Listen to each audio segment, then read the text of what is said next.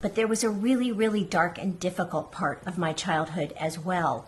And I think I may be one of the first recognizable people to publicly talk about this. I would get so upset. Melissa Gilbert is one of those names that immediately brings a warm feeling to millions of people who grew up watching Little House on the Prairie. For nearly a decade, she was Laura Ingalls to the world, the spirited, big-hearted girl running through the meadows of Walnut Grove. But the real Melissa Gilbert has always been far more complicated than that television image suggested. Behind the wholesome smiles and the prairie dresses was a young woman navigating adoption, loss, broken homes, difficult relationships, and the relentless pressure of growing up in front of the entire country. Her story is one of survival, reinvention, and the kind of hard-won wisdom that only comes from living through genuine difficulty. If you enjoy learning the real stories behind the people who defined classic American television, make sure you subscribe. We go beyond the surface and into the lives these stars actually lived, and there is always far more to discover than what the cameras ever showed. Melissa Ellen Gilbert came into the world on May 8, 1964, in Los Angeles, California, right in the heart of Hollywood. From the very first day of her life, her story was shaped by decisions made under painful circumstances. Her biological parents, David Darlington and Kathy Wood, were struggling with serious financial difficulties at the time of her birth. They loved their daughter, but they were honest with themselves about what they could and could not offer her. After careful and heartbreaking consideration, they made the decision to place her for adoption, hoping it would give her a better and more stable life than they felt capable of providing. That decision changed everything. Just one day after Melissa was born, she was adopted by Paul Gilbert and Barbara Crane, two people who were both deeply connected to the entertainment world. Paul was an established actor, and Barbara was both an actress and a dancer.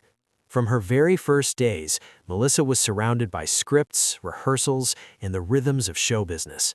It was the only world she knew, and in many ways, it prepared her for the career that was coming.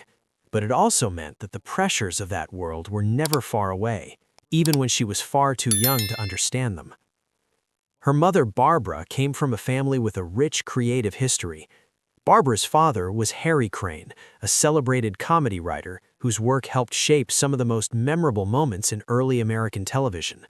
So Melissa grew up in a household where creativity was not just encouraged, but deeply embedded in everyday life. There was always something being written, performed, or discussed. It was an unusual environment for a child, full of both inspiration and instability. Her childhood, despite the professional advantages it offered, was far from easy or secure. When Melissa was just 8 years old, her adoptive parents divorced. That kind of loss hits a child deeply, and it left a lasting mark on her. Barbara later married a man named Harold Abels, though that marriage also eventually ended in divorce. From that relationship, Melissa gained a younger half-sister, Sarah, born in January 1975. Sarah would later take the stage name Sarah Gilbert and go on to build her own successful television career, perhaps most famously through her role on Roseanne. So while the family's structure was always shifting and uncertain, there were meaningful connections being formed within it. More loss came when Melissa was still a child. Her adoptive father, Paul Gilbert, died on February 13, 1976, after suffering a stroke. She was barely a teenager, and now she was growing up without the man who had given her his name and his love. Despite all of this disruption, Melissa was raised within the Jewish tradition, and that cultural and spiritual foundation became one of the steadier anchors in a childhood that had seen more than its share of uncertainty. Her path into acting began in a fairly ordinary way by Hollywood standards. She appeared in television commercials from a young age, including an early appearance in an Alpo dog food advertisement alongside Lauren Green.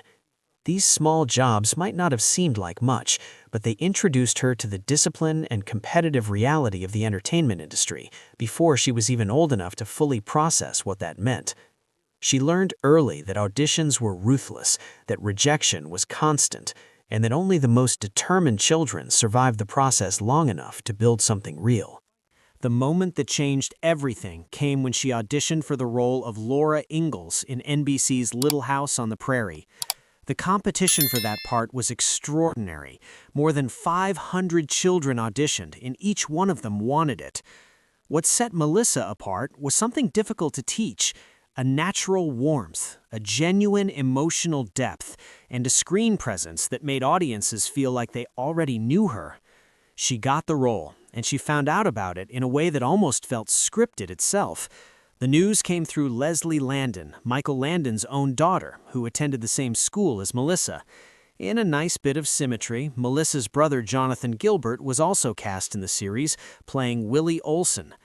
From the very beginning, Little House on the Prairie had a family feel, both on screen and off.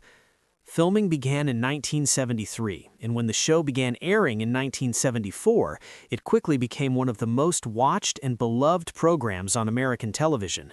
It ran until 1983, and throughout that entire run, Melissa's portrayal of Laura Ingalls was the emotional heartbeat of the series.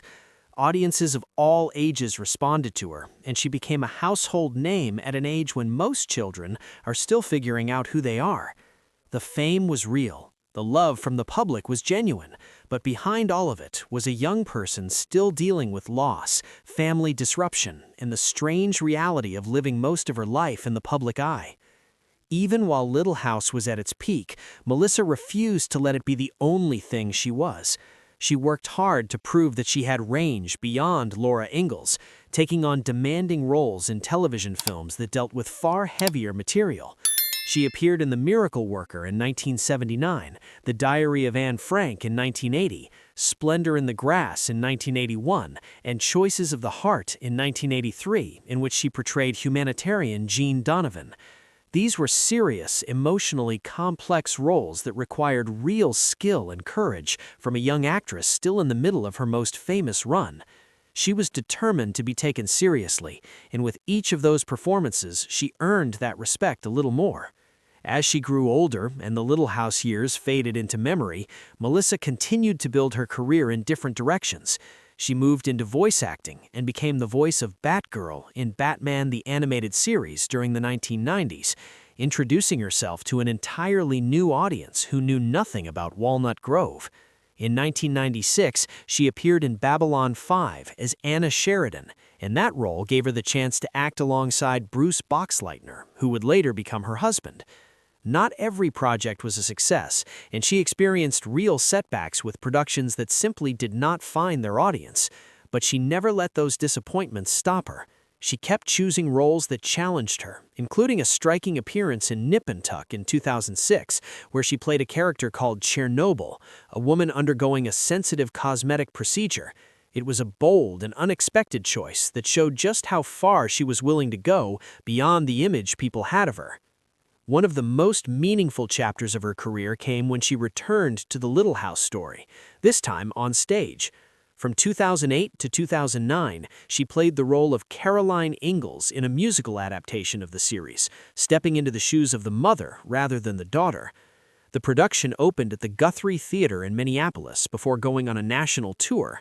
Playing Caroline allowed Melissa to reconnect with the story that had shaped so much of her identity, but from a completely new perspective. It brought her back into contact with audiences who had grown up watching her and introduced the story to younger audiences who were discovering it for the first time. In 2009, she reflected on her entire journey in her autobiography, A Prairie Tale, which gave readers an honest and unfiltered look at her life, her career, and the personal struggles that had shaped her. It was a brave book, and it showed a willingness to be seen clearly rather than through the rose-tinted lens of nostalgia. She continued diversifying her work, appearing in the Christmas pageant in 2011, and even competing on Dancing with the Stars in 2012, where she partnered with Maxim Chmerkovskiy. She was eliminated during the 8th episode, which happened to fall on her birthday, but she left the competition having shown the same resilience and determination that had defined her entire career. Her ambitions eventually took her into the world of politics. On August 10, 2015, she announced that she was running for the U.S. House of Representatives, seeking to represent Michigan's 8th congressional district in the 2016 election. It was a surprising move that signaled a genuine commitment to public service, but complications from a spinal injury forced her to withdraw from the race before it was over. She also expanded her work behind the camera, launching her own production company called Half Pint Productions, which gave her greater creative control and allowed her to support other artists in the industry. Her personal life has followed an equally complicated path. Her first marriage, to actor Bo Brinkman in 1988, came at a pivotal time when she was transitioning from child star to adult actress.